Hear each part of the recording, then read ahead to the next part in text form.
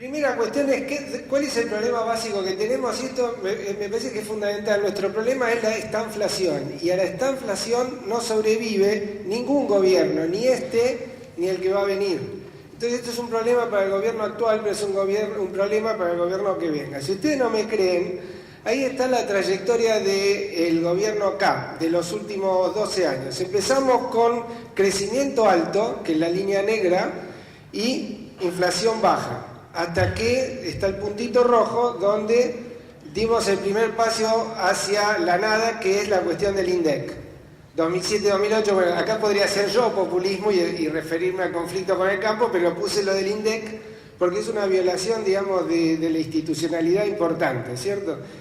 La segunda cuestión es que ahí ven que empieza a caer el nivel de actividad y hay otro puntito rojo, es lo que yo llamo el periodo K2, que es mucho peor que el periodo K1 y va hasta el cepo. Entonces el cepo es una reacción a lo que venía ocurriendo antes. Y después del cepo seguimos para abajo con el nivel de actividad y terminamos en una situación que tiene crecimiento bajo e inflación alta, es exactamente lo contrario de cómo empezamos. Y de aquí es de donde el gobierno está tratando de salir, y también va a tener que salir el gobierno que venga. Este es el gran desafío. Entonces la pregunta es, ¿cómo salimos? ¿Cuáles son los problemas que tenemos? Entonces la primera cuestión es que estamos en recesión, ¿cierto? Ya llevamos 4 años prácticamente, si ponemos el 2015, sin crecer, y este es un problema importante. O sea, pasamos de las famosas tasas chinas a una tasa cero. O sea, no crecemos. La segunda cuestión es que cuando ustedes miran, bueno, pero algo debe estar creciendo, ¿qué es lo que más crece? El consumo público. Y uno podría decir que el gobierno está haciendo política anticíclica, o lo que es más importante cuando se habla, bueno, ahora yo no voy a hablar porque acá hay muy distinguidos colegas de la ciencia política, pero cuando uno dice que el gobierno tiene un 30% de base electoral dura, buena parte de esa base tiene que ver con el consumo público. Entonces yo creo que al final del día va a resistir ahí el gobierno, nunca va a bajar el consumo público, que no es lo mismo que la inversión pública, el consumo público. Entonces, ahí tenemos un problema, ¿cierto?, de que eso es una política anticíclica, pero muy determinada a lo que es la base electoral del gobierno. Pero la pregunta es si se puede, porque uno puede decir, bueno, voy a subir el consumo, voy a hacer política anticíclica, etc. ¿Se puede? Bueno, cuando uno mira el nivel de actividad, esa política no está dando muchos resultados. Como pueden ver ahí, el nivel de actividad está en términos negativos, en tasas negativas, no está creciendo. Y cuando miran qué pasa con, por ejemplo, la industria automotriz, que está muy para abajo, o la construcción, que tampoco está creciendo, lo que uno ve es que ese consumo público claramente no está llegando a lo que es la clase media, ¿cierto?, clase media alta, lo que es lo que mueve la parte más importante del consumo en términos de la industria, etcétera, etcétera. Entonces, estamos en una situación que parece poco probable que se mantenga. La segunda cuestión es que la inflación se aceleró en enero del 2014, se aceleró mucho, entonces parecía que el gobierno por fin se iba a ocupar de la competitividad. No lo hacía de la mejor manera, porque devaluar de la forma en que lo hizo, por ejemplo, devaluar sin corregir tarifas y subsidio público, medio que es inconsistente desde el punto de vista económico. Pero bueno, comenzaron a devaluar. ¿Qué pasó? La inflación se aceleró al 39%, el gobierno se asustó y entonces cambió la política totalmente. Se volvió a frenar la inversión, pero ahora con atraso cambiario, que era lo que venía haciendo antes de enero de 2014, o sea, más de lo mismo. Y la pregunta es, ¿se puede? Ok, cuando ustedes miran lo que ocurre con la competitividad, ¿cierto? Es muy claro. Lo que pasó en enero de 2014 es que los salarios reales, los salarios medidos en dólares, cayeron fuertemente por efecto de la devaluación, y la competitividad, el tipo de cambio real, fue para arriba. Cuando el gobierno se arrepiente de esa política, lo que ocurre es exactamente lo contrario. Entonces también parece que esta política de mantener el tipo, por ejemplo, el tipo de cambio nominal se devaluó en un año 10%, y la inflación, como yo les mostré, fue bastante arriba de 30%. Entonces parece que también es insostenible. Entonces la pregunta es, ¿se puede? Hay que mirar las causas de esto. Entonces yo los voy a aburrir con estos gráficos y después voy a evaluar un poco qué puede pasar hacia el futuro. Pero les quiero mostrar esto porque es importante para poder pensar dónde están los problemas, porque se habla mucho, ¿cierto? El cepo lo sacamos un día para otro, lo sacamos 100 días, no lo sacamos. Hay un montón de cosas que se hablan, pero la cuestión es qué tengo que hacer y dónde no me tengo que equivocar. Entonces la primera cuestión es lo siguiente, ¿cierto? Las causas del problema. Causa número 1 y fundamental, distorsión de precios relativos. Si uno mira lo que pasó con el precio de la soja afuera y adentro, había una diferencia enorme. Ahí lo pueden ver. Mira el precio del petróleo, lo mismo, ¿cierto? Pero una cosa fundamental, al gobierno le cobra a la gente por megawatt 95 pesos y le cuesta generarlo 1.300. Entonces esto generó un problema gravísimo desde el punto de vista fiscal, que es que nosotros tenemos entre 6 y 7 puntos de déficit fiscal. De esos 6 o 7 puntos, 4 están explicados por los subsidios a la energía. Entonces, si uno no toca los subsidios, no puede ocuparse de la cuestión fiscal.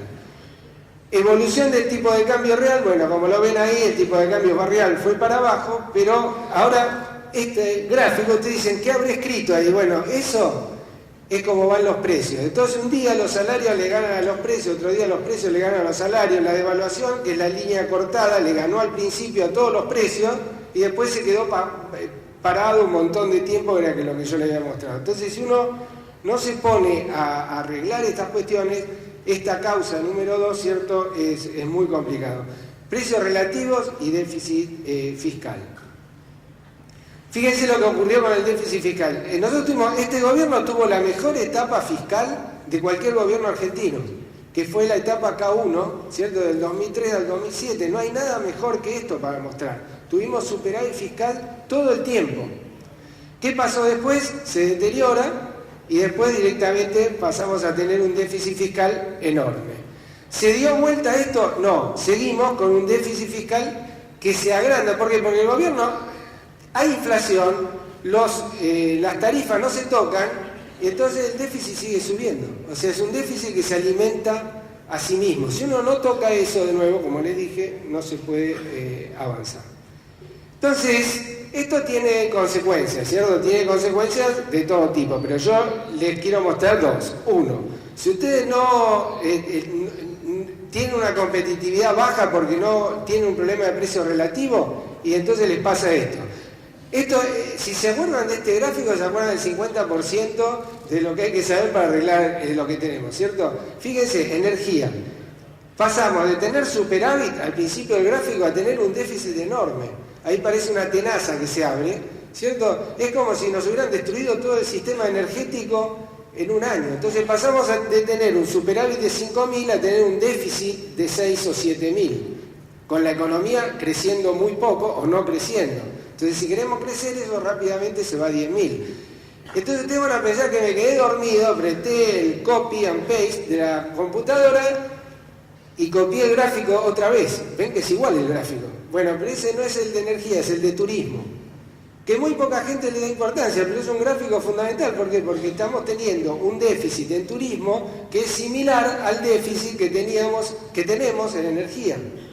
Entonces, y turismo parte es fuga de capitales disfrazada, ¿cierto? Pero tenemos ahí 12.000 millones de dólares entre energía y turismo que tienen mucho que ver con que el gobierno no corrigió los precios relativos y que el dólar es barato. Esto rápidamente desaparece. Fíjense que en turismo también teníamos superávit hace muy pocos años, ¿está? Ok, después tenemos fuga de capitales, no lo voy a aburrir porque todo el mundo conoce esto, pero lo que sí es importante es que nuestro saldo comercial no da para satisfacer esa demanda de fuga de capitales. Entonces vamos a pedirle plata a los chinos, etcétera, etcétera. Ahora, ¿qué pasa? Le pedimos plata a los chinos y mientras tanto, como si nos odiaran, los brasileños ¿de qué se dedican? A no crecer y a devaluar. Entonces, justamente ganamos como amigos a los chinos y perdimos a los brasileños. No es buen negocio porque con los chinos nos endeudamos y a los brasileños les vendíamos cosas, ¿cierto? Pero el punto es que también cambió un poco el mundo. Bueno, creo que ya los aburrí lo suficiente con los gráficos, pero ¿qué les quise mostrar? Ahora si hace falta les muestro algún otro, pero La cuestión es la siguiente, se habla mucho, ¿cierto?, de si el cepo lo sacamos de una vez, lo asustamos a ver si se va, o hacemos todo tipo de cosas, ¿cierto? Bueno, pero el cepo en sí no quiere decir nada porque en realidad es una consecuencia de una causa, y esa causa es que tenemos el déficit en energía, ¿cierto? Tenemos el déficit en turismo y tenemos un tipo de cambio que no es correcto. Entonces, les digo, no porque yo lo proponga, sino para mostrarles las alternativas que hay. Uno puede decir, saco el cepo de una vez, buenísimo, de un día para otro se te acaba el problema de la competitividad, probablemente el tipo de cambio va a subir mucho, pero te compras el problema de la caída del salario real y te compras el problema de la inflación. Entonces, no viene gratis. Uno podría decir, bueno, entonces voy a devaluar solamente para turismo y el sistema financiero, ¿no? Voy a hacer un tipo de cambio lo que se llama dual. Entonces te sacás encima el problema de turismo, que son 6.000 millones de dólares, te sacás el problema de la fuga de capitales, porque el que quiere llevarse dólares afuera los tiene que comprar al precio que valen, pero te compras el problema de que, bueno, por ejemplo, a usted no le va a tocar nada, porque el tipo de cambio comercial va a quedar como estaba.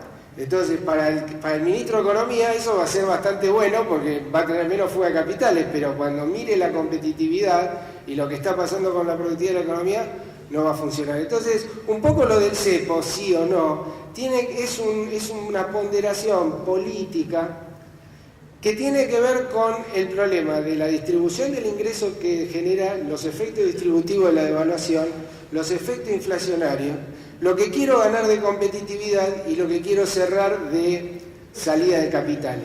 El que lo nombre ministro va a tener que mirar todas esas cosas. Pero ahora, ¿qué pasa? Que uno dice, bueno, ok, liberé el tipo de cambio, pero ¿toqué tarifa? No las toqué. Entonces, piensen lo que va a ocurrir. Si el tipo de cambio sube a 12 o 13 pesos, por decir algo, el déficit fiscal sube más. ¿Por qué? Porque justamente estoy financiando las tarifas. Entonces, devaluar sin tocar la cuestión fiscal, yo les mostré, digamos, los problemas que tenemos. Sin tocar la cuestión fiscal no tiene mucho sentido. Supongan un gobierno hiperfiscalista, para darles otro ejemplo de cómo pensar estos problemas. Un gobierno hiperfiscalista. ¿Qué es lo que hace? Baja el gasto público 20%, así, across the board. Entonces va a tener, ¿cierto? Va a pasar de tener déficit, supongamos que pasa a tener superávit. Si el gobierno tiene superávit, en vez de emitir dinero, como está haciendo ahora, va a tener que absorber dinero. Pero si absorbe dinero, eso quiere decir que la gente no tiene plata para comprar dólares. Y eso quiere decir que van a tener un dólar apreciado. Un gobierno que en Argentina baje 20% el gasto, va a tener un montón de confianza, entonces toda la gente que tiene dólares afuera los va a traer. Entonces, en vez de tener el problema de cómo libero el cepo, ¿cierto? Y porque voy a devaluar mucho, en realidad voy a liberar el cepo y voy a tener una entrada de capital enorme y mi problema va a ser cómo les protejo la competitividad a los que producen cosas para exportar. Entonces, les estoy dando todos estos ejemplos para argumentar lo siguiente. Es muy difícil, un año antes, prácticamente, o 9 meses antes, decir qué es lo que voy a hacer con el cepo, qué es lo que voy a hacer con la cuestión fiscal o qué voy a hacer con la corrección de precios relativos si uno no sabe con cierta seguridad A, cuál es la característica política del gobierno que gana, B, cómo me deja este gobierno las cosas que quiero arreglar. Y de esto es lo que quiero hablarles de aquí hasta que me eches. José María, tenés tiempo todavía, pero me gustaría preguntarte si vos ves en los equipos económicos de cualquiera de los tres candidatos que de alguna manera son los que están en el tope de las encuestas, alguien con voluntad política, con ganas o con competencia para bajar ese 20% de gasto público. Yo no lo he escuchado, por eso te lo pregunto a vos. Correcto, no lo escuchaste porque creo que nadie está pensando eso, pero el argumento que yo quise hacer es que es muy difícil decir lo que uno va a hacer, ¿cierto? Si no tiene un plan completo que dice qué voy a hacer con tarifa, qué voy a hacer con tipo de cambio y qué voy a hacer con competitividad, que son los problemas que tenemos. Entonces, si me pedís mi punto de vista, es que yo haría las cosas al revés. Creo que estamos discutiendo mal. Primero porque no sabemos qué es lo que nos va a quedar, que si me quedan unos minutos me gustaría hablar de lo que está pasando ahora y lo que puede pasar, qué es lo que podemos heredar, ¿cierto? Porque les hablé del pasado y del futuro y suele estar el presente en el medio. Entonces, el problema es que si vos me preguntás a mí, yo creo que es al revés. Nosotros lo que tenemos que plantear, y esto es una tarea más política que económica, es a dónde queremos ir. Si yo quiero tener un país con competitividad, bueno, puede ser que yo haga el argumento de que no puedo sacar las retenciones de un día para otro y que haga un argumento político y que no puedo bajar justamente el gasto 20%, pero entonces digo, bueno, si no la puedo bajar, por lo menos quiero dar señales. Por ejemplo, hay un montón de cosas que no dan plata y tienen retenciones. Después, ¿por qué 35, 40 o 8? No se discutió, ¿cierto? Fue algo que no se discutió. Entonces, ¿cómo se discute eso? Y bueno, si yo quiero tener un país competitivo, está claro que el lugar más competitivo que tengo ¿cierto? Es el sector agrícola, siempre lo fue. Y es de donde Argentina, bueno, tiene cosas en minería, también somos un país que tiene recursos naturales. Entonces, esa es la base para construir cualquier cosa que queramos. Entonces yo digo, yo quiero ir ahí. A, le estoy dando señales al que invierte. B, me estoy comprometiendo políticamente, porque yo estoy diciendo que tengo que bajar retenciones, tengo que hacer esto o lo otro, porque justamente mi apuesta es a la competitividad. Si yo digo que para mí el gasto público tiene sentido, porque la AUH tiene sentido, porque somos un país con una dualidad, con una pobreza grande, tenemos 1/3 de la población debajo de la línea de pobreza. Y me quedo ahí, y bueno, entonces lo que dije es que voy a mantener a esa gente por siempre. Pero si un país se propone crecer y aumentar la productividad y dice, pero 1/3 de la población no va a trabajar nunca, es un país que está condenado a fracasar. Más allá de que condenar a alguien a que viva de un subsidio está mal. Desde el punto de vista macroeconómico, si 2/3 tienen que mantener a 1/3, no va a funcionar. Ahora, todos sabemos que mañana yo no puedo ir a sacar los subsidios, pero después hago la cuenta. ¿Cuánto vale la UH? 0,5% del PBI. ¿Cuánto estoy gastando en subsidios? 5 puntos del producto, 4 puntos del producto, dependiendo del valor del dólar. Eso es 8 o 10 veces lo que gasto en la AUH. Me estoy gastando en subsidios lo mismo que gasto en educar a toda la población. Entonces, ¿de qué estamos hablando cuando hablamos de ser progresista o de ocuparse? No, sí, hay que ocuparse de la gente. Todos los países tienen un pedacito de estado de bienestar. El problema es cómo lo financio, si es eficiente, y eso en la Argentina no se discutió nunca. Entonces, yo quiero ir a un país inclusivo y competitivo. Me puse una mochila que pesa mucho, porque tengo que hacer todo bien. Y mi tarea fundamental es sacar ese tercio que no trabaja y ponerlo a trabajar con alta productividad. Así es como crece China. ¿Por qué China crece 7%, 10%? Porque tiene una buena parte de la población que vive en la subsistencia. Cada vez que lo ponen a trabajar con alta productividad, la productividad de esa persona sube infinito. Y ese es el desafío que tienen todos los países de América Latina, que todavía no lograron terminar con la tarea de colocar en el mercado de alta productividad a la gente. Entonces, la pregunta es, ¿puedo estar fastidiando con los precios relativos? No, porque necesito ser competitivo. ¿Puedo gastar mal? No, porque como quiero ser competitivo, yo tengo que minimizar la presión que le pongo al sector privado para financiar lo que necesito para el otro tercio. Son cosas sencillas. Y si quiero que ese tercio se incluya, ¿qué tengo que hacer? Y es muy simple, tengo que generar empleo. ¿Y cómo genero empleo? Con inversión.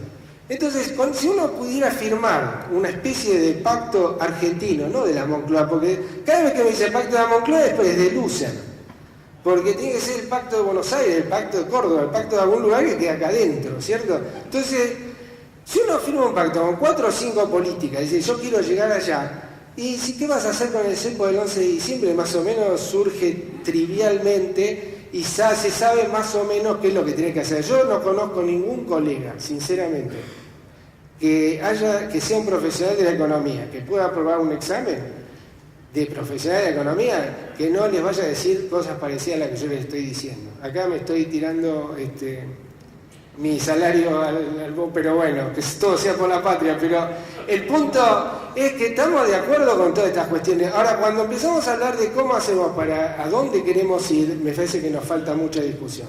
Entonces, ok, tenemos mucha discusión sobre eso. Entonces, como me quedan 5 minutos, hablamos del futuro, que para mí es simplemente dónde quiero ir.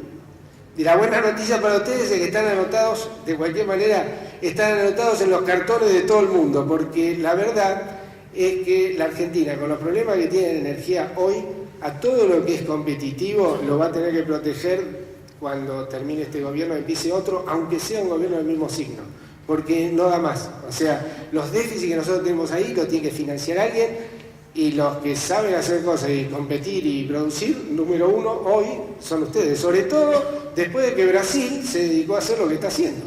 Entonces, antes exportábamos por lo menos algo de industria a Brasil, bueno, hoy nuestra única alternativa pasa por acá. Entonces, para mí es más bien ponerse a discutir cómo que qué, porque el qué ahí está claro. Ahora, el para qué de más largo plazo creo que es la gran tarea donde a los economistas nos pueden preguntar, pero la que contesta al final es la política.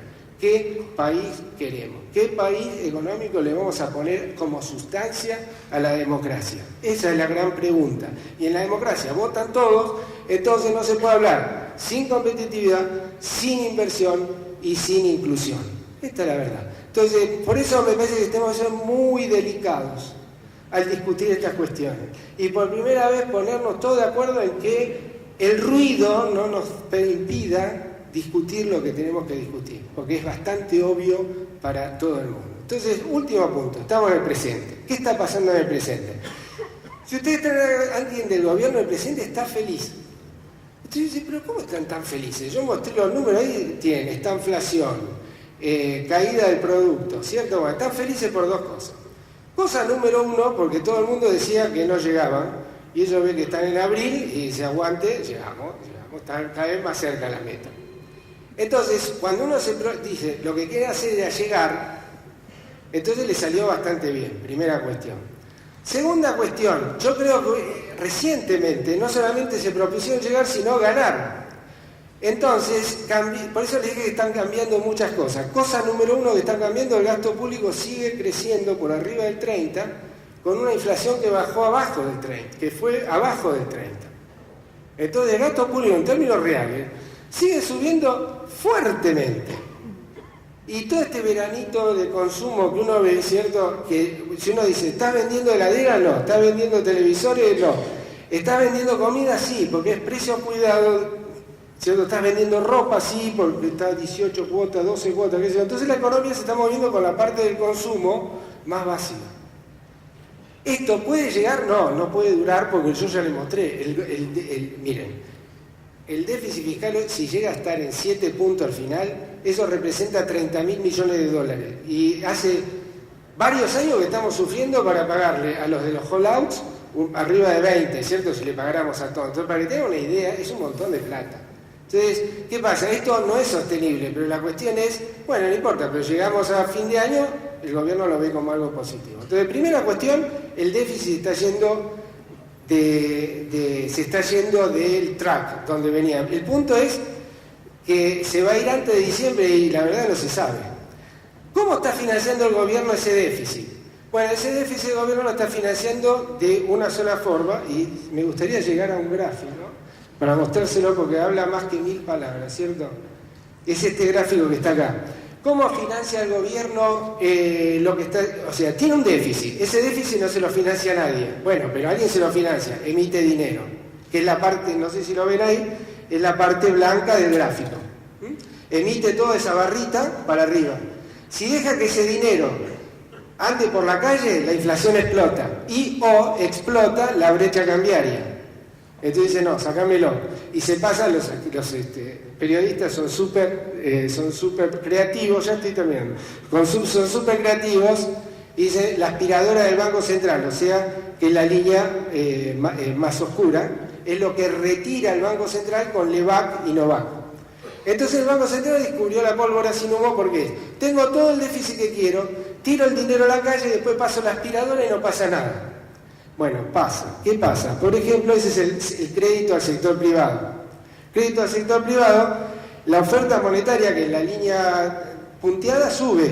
Y el crédito al sector privado se está haciendo, para usar una palabra que se usa ahora, puré, ¿no? Como hace la gente con los dólares. Se está haciendo puré. Entonces, ¿qué quiere decir? Justamente que la economía te la está sosteniendo la parte baja del consumo y todo el resto lo estás matando, porque ese consumo lo estás usando, ¿cierto?, para financiar, ese consumo lo estás financiando con emisión monetaria y si no te alcanza, con impuestos a la ganancia a los salarios más altos o con impuestos a la ganancia de las empresas. Entonces, un sistema que redistribuye hacia la parte bien baja del consumo ahora, ¿cierto?, y se basa en algo que no es sostenible, que es seguir emitiendo y destruyendo crédito privado. Termino con un ejemplo de qué podemos hacer. No tiene nada que ver con esto, pero me gusta terminar con esto. Si fuéramos re sofisticados y estuviéramos en Suecia, no hubiera hablado ni de inclusión, ni de inversión, ni de gasto público, lo tienen todo resuelto, por eso se aburren a veces. ¿Qué problema tiene el medio ambiente? Cambio climático. Entonces yo les doy este ejemplo, pero de verdad, es algo que pasó en todos los países nórdicos. Entonces dice, bueno, estamos tirando mucho carbono al medio ambiente, ¿no? Por el cambio climático. Entonces vamos a cooperar con el planeta Tierra. ¿Qué hicieron? Pusieron un impuesto a todo lo que es carbono, etcétera, y le dan incentivos a todo lo que es más verde. Buenísimo. Eso es re progre. Entonces dijeron, sí, está bien, pero hay un montón de tipos medio derechosos que dicen que estamos matando los incentivos porque tenemos mucho impuesto, ¿cierto? Y además los trabajadores mismos no se genera empleo porque los impuestos son muy altos. ¿Saben lo que hicieron? Le pusieron el impuesto al carbono y bajaron el impuesto a la ganancia y el impuesto al trabajo. Entonces, a mí me pareció tan maravilloso eso, porque eso no es ni de izquierda, ni de derecha, ni de nada, es pragmatismo puro. Bueno, a ver, tuvimos específico. ¿Vos querés bajar el carbono? ¿Querés que la gente trabaje, que los empresarios inviertan? Bueno, esta es la herramienta, no importa si es buena o es mala, pero les dice mucho de la gente. Vamos a la Argentina. ¿Qué hacemos? Subsidiamos todo lo que tiene carbono y lo financiamos con incremento del impuesto a la ganancia, vía inflación, y con incremento del impuesto al trabajo. Es como Suecia, pero a la -1. Gracias.